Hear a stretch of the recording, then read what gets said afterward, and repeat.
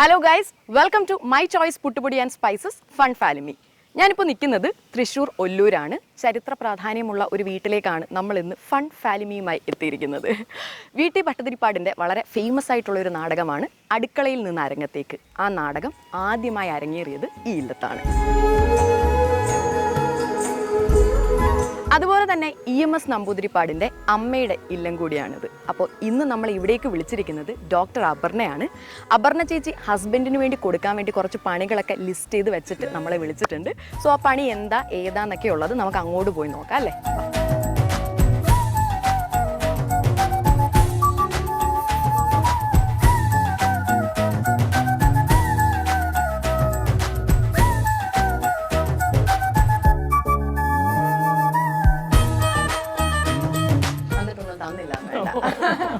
Okay guys, അപ്പോൾ ഇതാണ് doctor Aparna ചേച്ചി.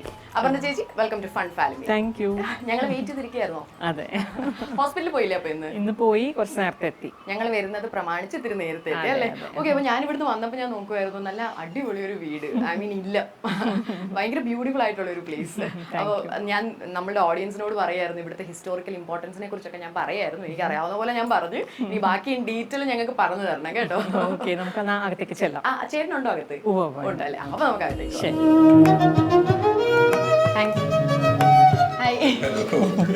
ഹലോ.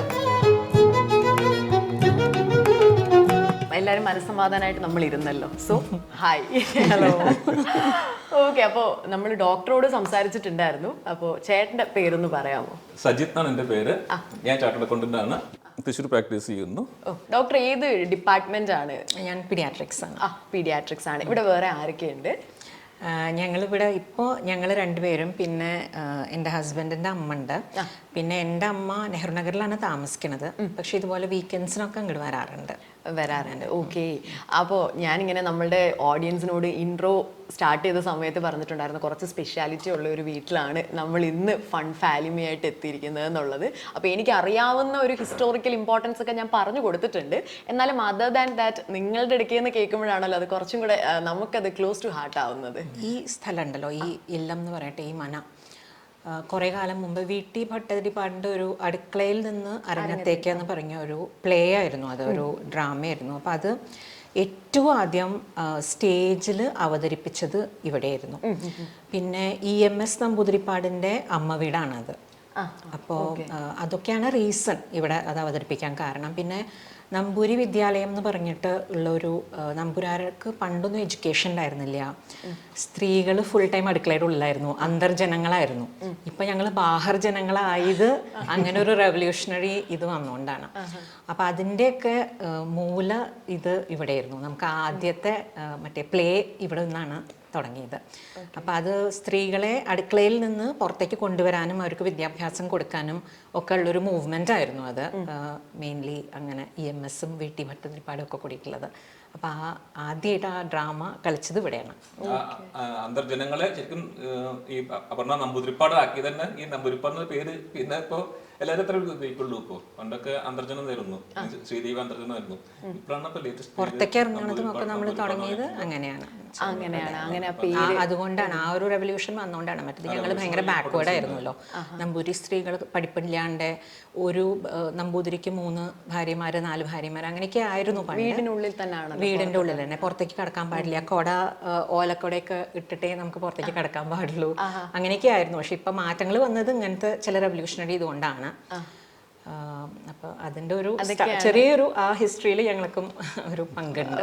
സോ നമുക്കും അതൊരു പ്രൗഡ് മൊമെന്റ് ആണ്. ബിക്കോസ് ഇങ്ങനെയുള്ള ഒരു സ്ഥലത്ത് നമുക്ക് വന്ന് നമ്മളുടെ ഷോ ചെയ്യാൻ പറ്റുന്നുണ്ടല്ലോ. അപ്പൊ ഡോക്ടറെ, നമുക്ക് നമ്മുടെ വന്ന കാര്യത്തിലേക്ക് കിടക്കണ്ടേ? യെസ്. ഞാൻ എക്സൈറ്റഡ് ആണ്. എന്ത് പണിയാണ് ഡോക്ടർ ചേട്ടന് വേണ്ടി കണ്ടുവച്ചിരിക്കുന്നത്?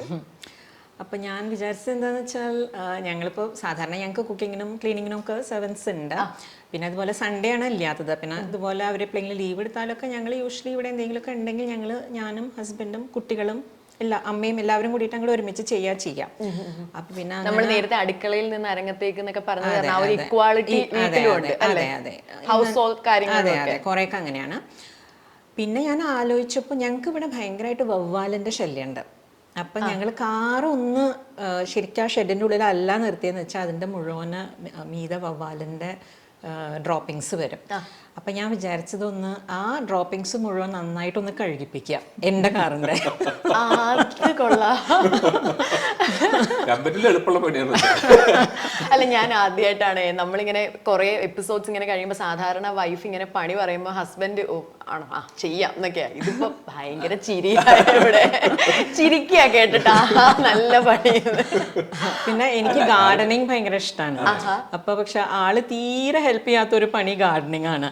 അപ്പൊ വേണമെങ്കിൽ ഒന്ന് ചെറുതായിട്ടൊന്ന് ഗാർഡനിലൊന്ന് നനപ്പിക്കലും കൂടി ചെയ്യിപ്പിക്കാം. എന്റെ പൊന്നു ഡോക്ടറെ, ഞങ്ങൾ സത്യം പറഞ്ഞോണ്ടല്ലോ ഒരു പണി കൊടുക്കാൻ വന്നത് മിക്കവാറും ഞങ്ങൾ ഇന്ന് ഇവിടുന്ന് പോകത്തില്ലായിരിക്കും.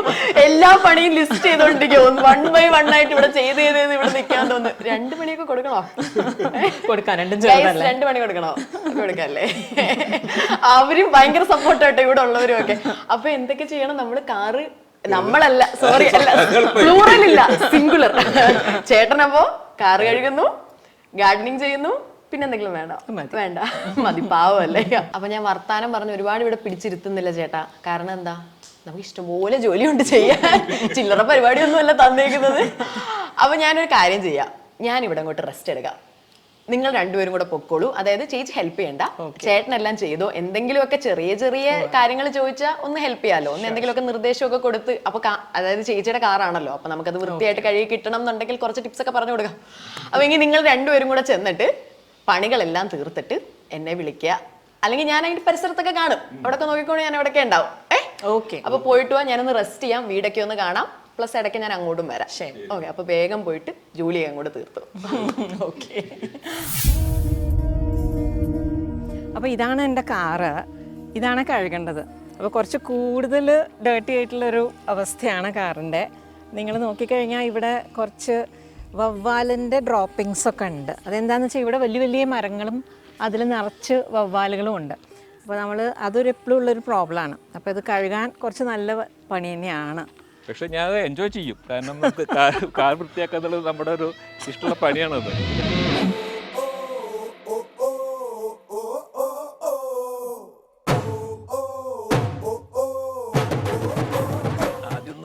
സോപ്പ് ഇടണ്ടേ? അല്ല, അത് ഒന്ന് വെള്ളാക്കിയിട്ട് ഇത്തിയിട്ട് മതി, അതല്ല നല്ലത്. അല്ലെങ്കിൽ സോപ്പിൽ പോവില്ല അത്. ആദ്യം ജസ്റ്റ് ഒന്ന് വാഷ് ചെയ്യുക. വാഷ് ചെയ്ത ശേഷം നമുക്ക് ഒന്ന് ഇത് പിടിക്കുന്നു, മുണ്ടിച്ചിട്ടൊന്ന് ഭയങ്കരമായിട്ട് ചളിയാക്കിയിട്ടുണ്ടല്ലോ ഒന്ന്. ഞാൻ കരുതി കൂട്ടി കുറച്ച് ദിവസമായിട്ട് കാർ കഴുകിയില്ല, അപ്പം നല്ലോണം പണി കിട്ടട്ടെ വെച്ചിട്ട്. അത് പറ്റില്ല, അങ്ങനെ പാടില്ല. സാധാരണ പോലെ നമുക്ക് വൃത്തിയാക്കാമെന്ന് നമുക്ക് ആദ്യം ഷാമ്പു ഇട്ടെ കുറച്ച് നീ. ഓക്കെ.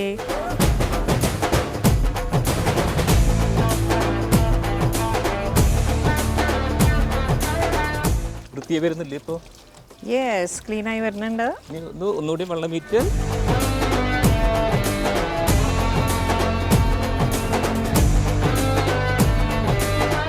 എന്തായാലും ഒരു എക്സസൈസും കൂടി ആണല്ലോ. അതുകൊണ്ടാണ് ഞാൻ ചെയ്യുന്നത്, അല്ലെങ്കിൽ താരത്തിന് മെനക്കെട്ടുന്നത്. ഇത് മറ്റേ നമ്മൾ ഈ എന്തൊക്കെ ചെയ്യാം ആക്ടിവിറ്റീസ് എന്നുള്ളതിന് പറഞ്ഞിട്ടുള്ളത്, ഒന്ന് കാറ് കഴുകുന്നത് നല്ലൊരു എക്സസൈസ് ആയിട്ടാണ് പറയുന്നത്. ഇടയ്ക്കിടയ്ക്ക് ഈ ഷോ വന്നാൽ എനിക്ക് നല്ല കാര്യമാണ്. ഇവിടെ ഒരു സ്പോട്ട് ഉണ്ട്, ഇത് മിസ്സായി. ഏയ്, എത്ര ചെറിയ സ്പോട്ടത്. അയ്യോ, അത് എന്തിൻ്റെ ചളി. ചെറിയ സ്റ്റൂള് മേടിക്കാൻ മറക്കാം ഞാൻ കേട്ടോ. അല്ലെങ്കിൽ നമുക്ക് മുകളിൽ കഴുകാനേ അതെ അതെ ചെറിയ സ്റ്റൂളുണ്ടെങ്കിൽ എളുപ്പം ശരിക്കും. പുതിയ കാർ പൊളിക്കില്ല ഇപ്പോൾ. ഇതിപ്പോൾ ഇത്രയും കഴുകി പുതിയ കാർ പോലെ ആയാൽ പിന്നെ എനിക്ക് പുതിയത് മേടിക്കണ്ടല്ലോ. ഷാമ്പൂവിന് ആവശ്യം ഉണ്ടാവോ? വേണ്ടിയില്ലേ, ഷാമ്പൂവിനെ കരിയിട്ട് അന്ന് കുറച്ച് കൂടുതൽ എടുത്തിട്ടുണ്ടായിരുന്നു ഞാൻ അതിൽ.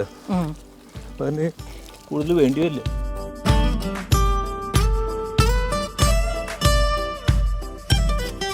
പിന്നെ അപ്പുറത്ത് നല്ലോണം ചളിയുണ്ട് കേട്ടോ. ഇവിടെ എത്തട്ടെ, മുകളിൽ കഴിഞ്ഞ് നമ്മൾ ആയി വരുന്നല്ലേ ഉള്ളൂ.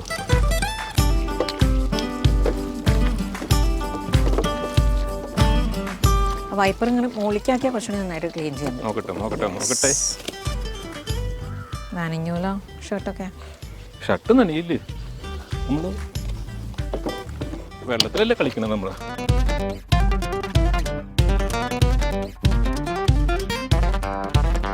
യെസ്, വൃത്തിയായി വരുന്നുണ്ട്. എന്തെങ്കിലും കുഴപ്പമുണ്ടെങ്കിൽ പറഞ്ഞു കേട്ടോ. എവിടെയെങ്കിലും മോശം നേരത്തെ പറഞ്ഞ പോലെ ശരിയായിട്ടില്ല, ശരിയായിട്ടില്ല. മുകളിൽ കുറച്ച് സ്പോട്ട്സ് ഉണ്ട്.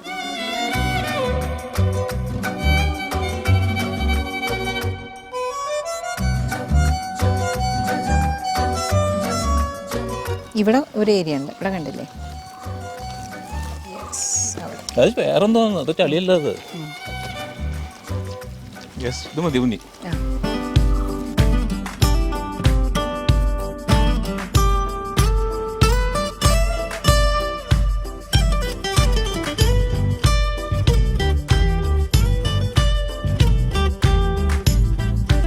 ബാറ്റ്സ് ആവണേൻ്റെ മുമ്പ് ഷെഡിൽ കൊണ്ടിട്ടുള്ളൂ കേട്ടോ നീ.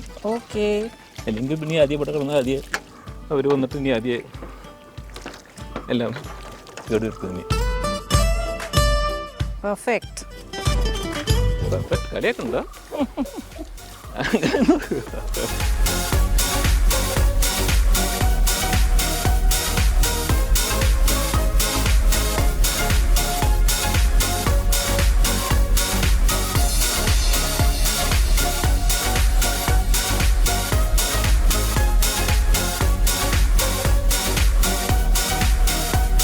യെസ്, ഓ ഗയാ. പെർഫെക്റ്റ്. ഇനി ഒരു പണിയും കൂടി ഉണ്ട്. എന്താണ് അടുത്ത പണി? അങ്ങോട്ട് പോവാം. എങ്ങോട്ട്? To the garden.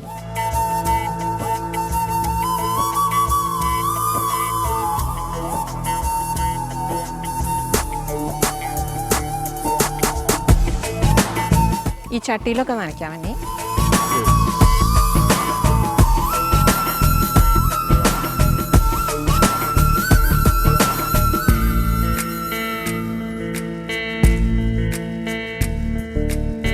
ഇനി ആ ചട്ടികൾ നനയ്ക്കാം, അവിടുത്തെ ചട്ടികൾ. ഞാൻ പൈപ്പ് എടുക്കാം. ഞാനത് ഇതിവിടെ കിടക്കട്ടെ. അല്ല, ഇതങ്ങോട്ട് കൊണ്ടുപോകാൻ പറ്റും. ഇത് നല്ല നീളം. അല്ല, അവിടെ ആ ഭാഗത്ത് എത്തില്ല. അല്ല, ഈ ചട്ടികൾ അവിടെ എത്താം. അല്ല, ഞാൻ പറഞ്ഞത് മറ്റേ സൈഡിലേക്കാണ് ഞാൻ പറഞ്ഞത്. ഇത് മതി, ഇത് മതി. ആ, ഇല്ല, ഇത് കാലത്തും വൈകുന്നേരം ഒക്കെ നനയ്ക്കണം തോന്നുന്നു. കാരണം അത്ര ചൂടപ്പോ. ആദ്യമായിട്ട് ജീവിതത്തിൽ നനയ്ക്കുകയാണ് കേട്ടോ. കേട്ടാ തോന്നും എല്ലാ ദിവസവും നനയ്ക്കുന്നുണ്ടെന്ന്. ഇനി നമുക്കിതൊരു ശീലാക്കാം അല്ലേ?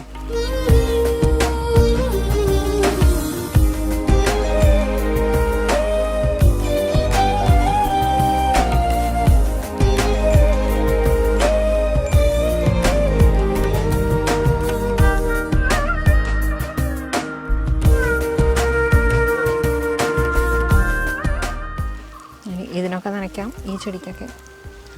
ഇതിനോ? ഇത് അതിൽ വെള്ളം കൊടുത്തില്ലേ? ഈ അറ്റത്തേക്ക് വരില്ല. അതിന്റെ ഇവിടെ വരുമ്പോ നമ്മുടെ മേലിക്കൊക്കെ ഉണ്ട്.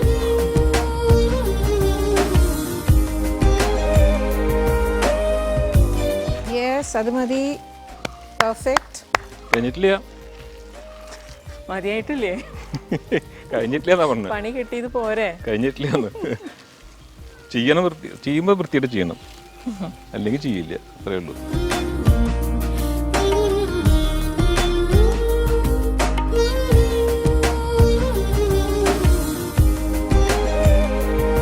യെസ്, ഓ ഗയാ. ഓക്കേ.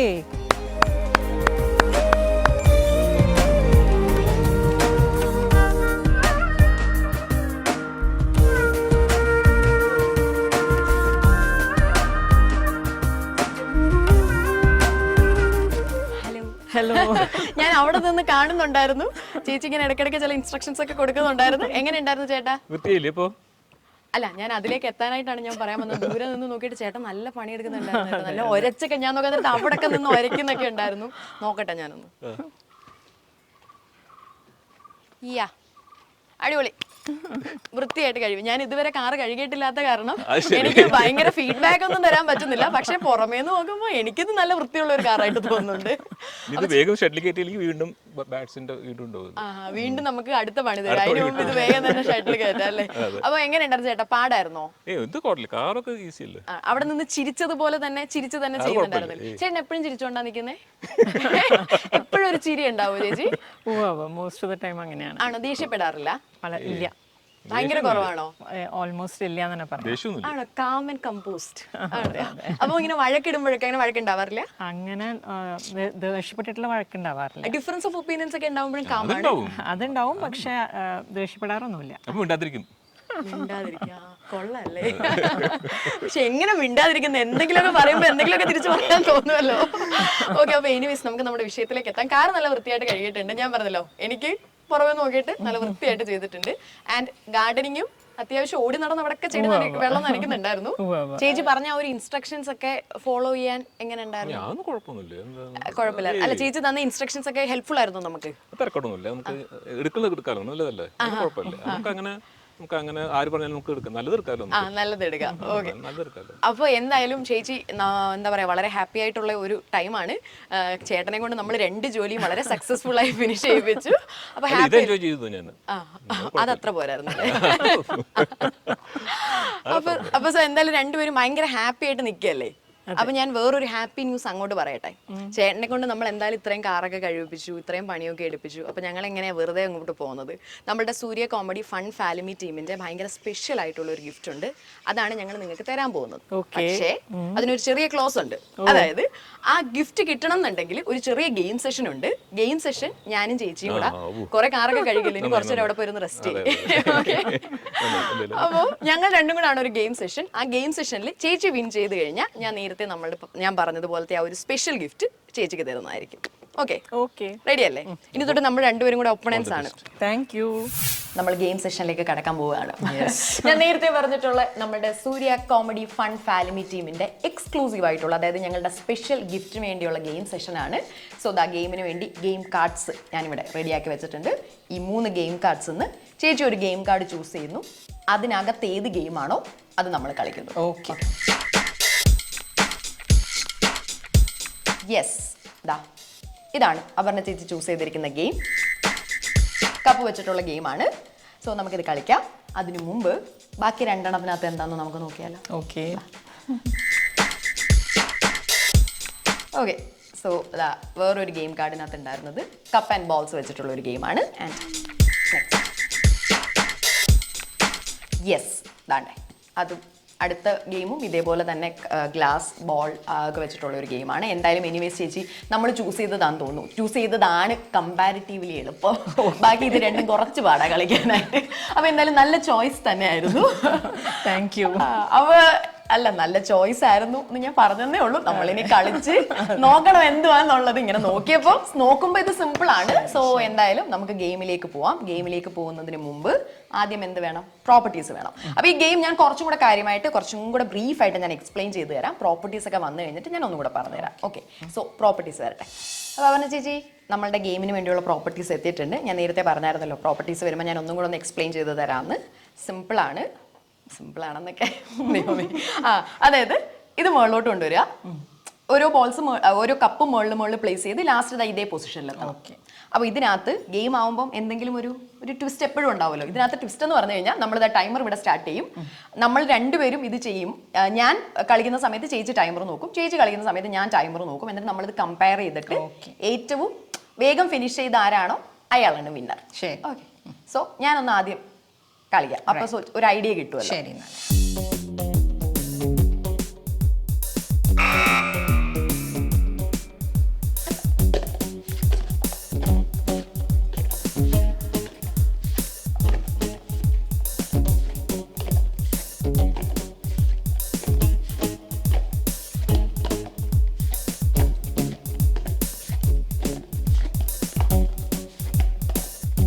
ഭയങ്കര സ്പീഡാണല്ലോ. കണ്ണിടാതെ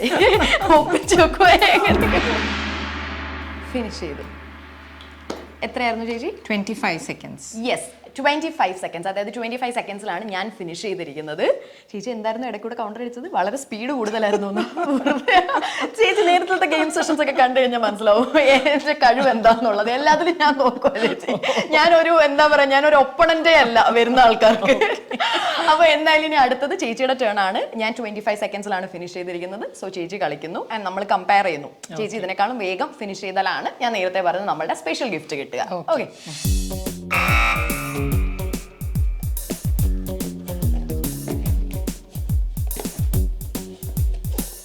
ചേച്ചിക്ക് നല്ല സ്പീഡ് ഉണ്ട് കേട്ടോ.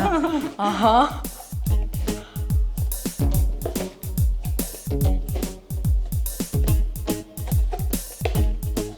രണ്ടെണ്ണം കൂടി ഒരുമിച്ച് പറ്റുമോ? ഇല്ല, പറ്റത്തില്ല. ഓരോന്നായിട്ട് വേണം ചെയ്യാനായിട്ട്.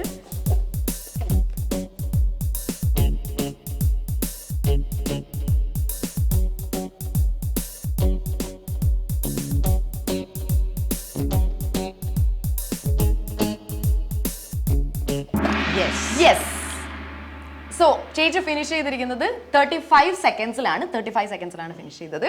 അപ്പം ഞാൻ നേരത്തെ ഫിനിഷ് ചെയ്തത് 25 സെക്കൻഡ്സിലാണ്. സോ ഒബ്വിയസ്ലി നമുക്കത് കമ്പയർ ചെയ്യുമ്പോൾ അറിയാൻ പറ്റില്ല, ചെറിയൊരു ഡിഫറൻസ് ഉണ്ട്. സോ അൺഫോർച്ചുനേറ്റ്ലി നമ്മളുടെ നേരത്തെ ഞാൻ പറഞ്ഞ ഒരു സ്പെഷ്യൽ ഗിഫ്റ്റ് തരാൻ പറ്റുന്നില്ല. സോ അതിൻ്റെ ഒരു സങ്കടമുണ്ട്. പക്ഷേ സ്പെഷ്യൽ ഗിഫ്റ്റ് ഇല്ലാത്തത് വേറെയും കുറച്ചധികം ഗിഫ്റ്റ്സ് ചേച്ചിക്ക് തരാൻ വേണ്ടി ഞങ്ങൾ എടുത്തു വെച്ചിട്ടുണ്ട്. അതെല്ലാം തന്നിട്ടേ ഞങ്ങൾ പോവുള്ളൂ. ഓക്കെ, അപ്പോൾ ബാക്കി ഗിഫ്റ്റ്സ് തരുന്നതിന് മുമ്പ് നമ്മൾ ചേട്ടനെ ഇങ്ങോട്ട് വിളിക്കാം. ചേട്ടനെ പരിചയപ്പെട്ടു, ബട്ട് ഇവിടെ വേറെ 2 അമ്മമാരുണ്ട്. അവരെ രണ്ടുപേരെ നമ്മൾ പരിചയപ്പെട്ടില്ല. സോ നമുക്ക് ആ ഫുൾ ഫാമിലിയെ വിളിച്ചിട്ട് നമുക്ക് എല്ലാവരെയും പരിചയപ്പെട്ട് ഹാപ്പി ആയിട്ട് എല്ലാവർക്കും ഗിഫ്റ്റ് തന്നിട്ട് ഞാൻ പോവാം. ഓക്കെ, സോ ചേച്ചിയും ചേച്ചിയുടെ ഫാമിലിയും വെൽക്കം ചെയ്യാം. അപർണ ചേച്ചി ആൻഡ് ഫുൾ ഫാമിലി ദാ ഇവിടെ എത്തിയിട്ടുണ്ട്. അപ്പോൾ നിങ്ങൾ രണ്ടുപേരും നമ്മൾ പരിചയപ്പെട്ടു. അപ്പോൾ പറഞ്ഞിരുന്നു 2 അമ്മമാരും കൂടെ ഉണ്ട് എന്നുള്ളത്. സോ ഞാനൊന്ന് പരിചയപ്പെടട്ടെ. പേരെന്താ അമ്മ? പാർവതി. അമ്മയുടെ പേരെന്താ? ലീല. ഓക്കെ, രണ്ടുപേരും സുഖമായിട്ടിരിക്കുന്നോ? രണ്ടുപേരും. അമ്മ ഇവിടെ അല്ലാന്ന് തോന്നല്ലേ? അമ്മ എവിടെയാ താമസിക്കുന്നത്? നെഹ്റു നഗറിലാണല്ലേ? ഓക്കെ, അപ്പൊ അപർണ ചേച്ചി എന്നോട് പറഞ്ഞിരുന്നു 2 പേരും ഗ്രാജുവേറ്റ്സ് ആണ് എന്നുള്ളത്. വർക്ക് ചെയ്യുന്നുണ്ടായിരുന്നോ? ഉണ്ടായിരുന്നില്ല. ചേച്ചി നേരത്തെ എന്നോട് പറഞ്ഞായിരുന്നല്ലോ മക്കള് ഇവിടെ ഇല്ല എന്നുള്ള കാര്യം. ഓക്കെ, മക്കൾ എന്താ ചെയ്യുന്നത്? ഒരാള് CA ഫൈനൽ എഴുതാൻ പോവാണ്, മറ്റേയാള് ലോ കഴിഞ്ഞിട്ട് ജോലിയാണ്. നവനീത് എന്നും ശ്രീധരൻ എന്നാണ് പേര്. ഇപ്പൊ അവരിവിടെ ഇല്ല. ഇല്ല അല്ലേ? ഓക്കെ, അപ്പൊ വരുമ്പോ പറയണം, ഞങ്ങൾ അന്വേഷിച്ചു എന്ന് പറയണം, ഷോ കാണാൻ പറയണം, ഞങ്ങളുടെ ഒക്കെ അന്വേഷണം പറയണം. ഓക്കെ, ശരി. അപ്പോൾ എന്തായാലും ഞാൻ ഇനി നമ്മളുടെ ഗിഫ്റ്റ്സ് ഞാൻ നേരത്തെ പറഞ്ഞതുപോലെ നമ്മളുടെ എക്സ്ക്ലൂസീവ് ആയിട്ടുള്ള ഒരു സ്പെഷ്യൽ ഗിഫ്റ്റ് തരാൻ പറ്റിയില്ല. പക്ഷെ എന്നാലും ഇത്രയൊക്കെ പണിയെടുപ്പിച്ച് പാവൻ ചേട്ടനെയൊക്കെ ഒരു ഗിഫ്റ്റ് തരാതെ വിടുന്നത് എങ്ങനെയാ? അതുകൊണ്ട് കുറച്ചധികം ഗിഫ്റ്റ്സ് നമ്മളിവിടെ എടുത്തു വെച്ചിട്ടുണ്ട്. അതൊക്കെ തരട്ടെ. മൈ ചോയ്സ്, 4 ആൾ അറിയുന്ന പുട്ട്, ഇനി സ്പൈസസ്. ഗിഫ്റ്റ് സ്പോൺസർഡ് ബൈ നാവിനും മനസ്സിനും രുചി പകരുന്ന സ്നാക്സ് ലാ Crespo snacks from Hebron group. പ്രകൃതിയിലേക്ക് മടങ്ങൂ, ചർമ്മത്തെ സംരക്ഷിക്കൂ. AM herbal products. കേരളത്തിൽ 12 ബ്രാൻഡുകളുള്ള കുഞ്ഞുങ്ങളുടെയും അമ്മമാരുടെയും favourite brand fab feathers.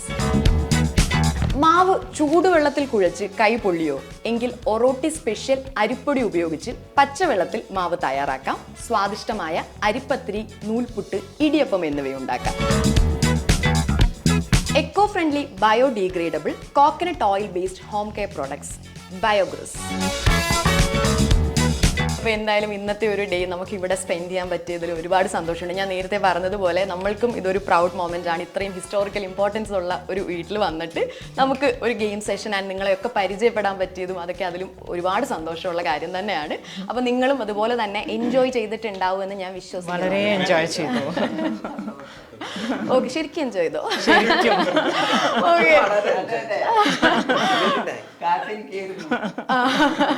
Okay, ആ ചേച്ചി പറഞ്ഞിരുന്നു അമ്മ നമ്മളെ കാണാൻ വേണ്ടിയാണ് ഇങ്ങോട്ടേക്ക് വന്നത് എന്ന് പറഞ്ഞിട്ടുണ്ടായിരുന്നു. So thank you so much. അപ്പോൾ എന്തായാലും നമുക്ക് എവിടെയെങ്കിലും ഒക്കെ വെച്ച് കാണാം. ആൻഡ് ഞാൻ നേരത്തെ പറഞ്ഞതുപോലെ മക്കൾ വരുമ്പോഴൊക്കെ ഞങ്ങളുടെ അന്വേഷണം പറയുക. Thank you so much. ശരി. അപ്പോൾ ഇതുപോലെയുള്ള മറ്റൊരു അടിപൊളി എപ്പിസോഡുമായിട്ട് ഞാൻ എത്തുന്നതായിരിക്കും. Till then this is me Sreenidhi Samriddha signing off from my choice പുട്ടുപൊടി ആൻഡ് സ്പൈസസ് ഫൺ ഫാലിമി. ഒരു ബൈ പറ നമ്മുടെ ഓഡിയൻസിനോട്.